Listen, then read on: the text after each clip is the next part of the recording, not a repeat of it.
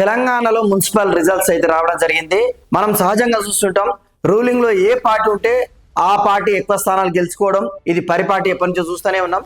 అందులో భాగంగా ఈసారి కూడా రూలింగ్ లో ఉన్న కాంగ్రెస్ ఎక్కువ స్థానాలను కైవసం చేసుకుంది. అయితే ఏ పార్టీ ఎన్ని మున్సిపాలిటీ స్థానాలను కైవసం చేసుకుంది, వార్డుల పరంగా కూడా ఏ పార్టీకి ఎన్ని వార్డులు వచ్చాయి, ఇండిపెండెంట్ అభ్యర్థులకు ఎన్ని వార్డులు వచ్చాయి, వాటి గురించి చర్చించిన తర్వాత ఇంకొక విషయం ఏంటంటే 116 మున్సిపాలిటీలలో జగిత్యాల మున్సిపాలిటీ వేరయ్యా అన్నట్టు అక్కడ జరిగిన రాజకీయం రాష్ట్రంలో ఎక్కడ కూడా జరగలేదు. జగిత్యాలలో ఏ విధంగా జరిగింది దాని గురించి డెఫినెట్ గా మాట్లాడుకుందాం.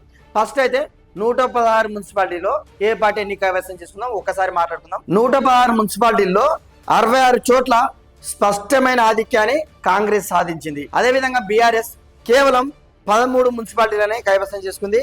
బీజేపీ ఏ ఒక్క మున్సిపాలిటీలో కూడా సహాయానికంటే ఎక్కువ వాళ్ళు రాలేదు కాబట్టి అఫీషియల్ గా ఒక్క మున్సిపాలిటీని కూడా బీజేపీ కైవసం చేసుకోలేదు. ఇక వార్డుల ప్రకారం కూడా చూసినట్లయితే ఎంటైర్ తెలంగాణ వ్యాప్తంగా మొత్తం 2581 వార్డులలో కాంగ్రెస్ 1347 గెలిస్తే బీఆర్ఎస్ 716 గెలిచింది. అదేవిధంగా బీజేపీ 261 వార్డులు, ఎంఐఎం లెఫ్ట్ పార్టీలు ఇతరులు అన్ని కలిపి 257 వార్డులు కైవసం చేసుకోవడం జరిగింది. ఈ మున్సిపాలిటీ చైర్మన్ ఎన్నుకునే ప్రక్రియ మాత్రం ఆ రెబల్స్ తీసుకొచ్చి ఇండిపెండెంట్స్ తీసుకొచ్చి ఈ కుమ్మక్కై మరి ఏ విధంగా వారి వారి స్థానాల్లో చైర్మన్లు నియమిస్తారో దానికోసం కూడా వెయిట్ చూడాలి. అంటే కొన్ని దగ్గర స్పష్టంగా రిజల్ట్స్ వచ్చినా కొన్ని దగ్గర మాత్రం హంగేరపడ్డది కాబట్టి మరి ఏ విధంగా రాజకీయ పరిణామాలు ఎదుర్కొంటారో ఆయా మున్సిపాలిటీ స్థానాలు అనేది దాని గురించి మనం వెయిట్ చేయాలి. ఇప్పుడు జగిత్యాల రణరంగం గురించి మాట్లాడబోతున్నాం. వీడియోలోకి వెళ్లే ముందు లైక్ చేసి మీ ఫీడ్బ్యాక్ ఏందో కామెంట్ అయితే తప్పకుండా చేయండి. ప్రస్తుత ఎమ్మెల్యే సంజయ్ కుమార్ వర్సెస్ మాజీ మంత్రి జీవన్ రెడ్డి అన్నట్టుంది. కాంగ్రెస్ వర్సెస్ కాంగ్రెస్ తప్ప Congress versus BRS, Congress versus BJP ఉండబోదు. డెఫినెట్ గా కాంగ్రెస్ వర్సెస్ కాంగ్రెస్ ఉంటుందని మన ఛానల్లో మనం వీడియో చేయడం జరిగింది. అదే విధంగా కాంగ్రెస్ వర్సెస్ కాంగ్రెస్ ఉంది. అసలు మొదటి నుంచి జగిత్యాల కథలోకి వెళ్తే మొత్తం వార్డుల సంఖ్య 50. అయితే మాజీ మంత్రి జీవన్ రెడ్డి గారు కొన్ని దశాబ్దాల నుండి కాంగ్రెస్ కోసం పనిచేస్తున్న ఒక సేవకుడు కాబట్టి ఆయన ఎమ్మెల్యే కాకుండా కూడా ఆయన ఒక 25 మంది అభ్యర్థులకు బీఫామ్ ఇచ్చే విధంగా, అదేవిధంగా ప్రస్తుత ఎమ్మెల్యే సంజయ్ కుమార్ ఇంకొక 25 మందికి బీఫామ్లు ఇచ్చే విధంగా అధిష్టానం ఒక ఆర్డర్ ఇచ్చిందని మనకు తెలిసిన విషయమే.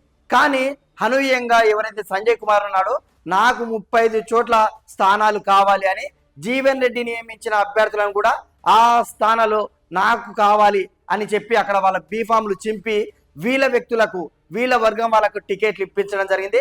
అప్పుడు జీవన్ రెడ్డి ఎమ్మటి పనిచేస్తే కట్టర్ కాంగ్రెస్ కార్యకర్తలు, కట్టర్ కాంగ్రెస్ అభ్యర్థులు ఎవరైతే ఉన్నారో జీవన్ రెడ్డి పర్మిషన్ తోటి పక్కకు పోయి రెబల్స్ గా అంటే ఇండిపెండెంట్ గా నామినేషన్ వేసి వాళ్ళ స్థానాలు కూడా గెలుచుకోవడం జరిగింది. అయితే ఓవరాల్ గా చూసుకుంటే సంజయ్ కుమార్ గానీ జీవన్ రెడ్డి గానీ కాంగ్రెస్ రెబల్స్ గానీ దాదాపుగా 35 స్థానాలలో కాంగ్రెస్ కైవసం చేసుకుంది. అయితే బీఆర్ఎస్ బీజేపీ పెద్దగా జగిత్యాలలో తన సత్తా అయితే చూపించలేదు కాబట్టి ఇప్పుడు చైర్మన్ ఎవరైతారు కాంగ్రెస్ పర్సన్ అవుతాడు. కానీ విషయం ఏంది, జీవన్ రెడ్డి వ్యక్తి కావాలా లేదా సంజయ్ కుమార్ గారి వ్యక్తి కావాలా అనేది ఒక అంశం ఉంటే, అయితే జీవన్ రెడ్డి టికెట్ ఇచ్చిన అభ్యర్థులు, సంజయ్ కుమార్ టికెట్ ఇచ్చిన అభ్యర్థులు, రెబల్స్ ఎవరెవరు ఎన్ని స్థానాలు గెలిచారో ఒకసారి మాట్లాడుకున్నట్లయితే కాంగ్రెస్ టికెట్లు అండ్ జీవన్ రెడ్డి టికెట్లు అఫీషియల్ గా కాంగ్రెస్ నుంచి పోటీ చేసిన వ్యక్తులు గెలిచింది 9 మంది. అదేవిధంగా జీవన్ రెడ్డి రెబల్స్ గెలిచింది 9 మంది. అంటే కేవలం జీవన్ రెడ్డి అనుచరులు ఆయన వర్గంలో గెలిచిన వ్యక్తులు దాదాపుగా 18 మంది. అదే సంజయ్ కుమార్ అఫీషియల్ గా కాంగ్రెస్ పార్టీ నుంచి ఎవరికైతే బీఫామ్ ఇచ్చాడో వాళ్ళు గెలిచిన మంది 14 మంది. ఆయన అనుచరులు కాంగ్రెస్ లో టికెట్ రాక బయటకు వచ్చి రెబల్స్ గా నిలబడి పోటీ చేసిన వాళ్ళు గెలిచింది కేవలం 3. సంజయ్ కుమార్ గారి వర్గం గెలిచింది 17 మంది. ఇప్పుడు కూడా జీవన్ రెడ్డి గారు తన దమ్ము చూపించాడు. 18 స్థానాలు గెలిపించడానికి ఆయన కృషి చేయడం జరిగింది. ఈ సంజయ్ కుమార్ గారు బీఫామ్ అఫీషియల్ గా కాంగ్రెస్ నిలబెట్టిన స్థానాల్లో ఎక్కువ గెలిచింది కానీ ఆయన రెబల్స్ మాత్రం కేవలం 3 గెలిచారు. ఆ 14 మంది కూడా కాంగ్రెస్ జెండా కాంగ్రెస్ గుర్తు వల్లనే గెలిచారు కానీ సంజయ్ కుమార్ గారి కృషి పెద్దగా లేదనేది జగిత్యాల వాసులు అయితే చెప్పడం జరుగుతుంది. ఇక్కడ కాంగ్రెస్ కాదు బీజేపీలో కూడా రెబల్స్ ఉన్నారు. ఆ రెబల్స్ 3 గెలవడం జరిగింది.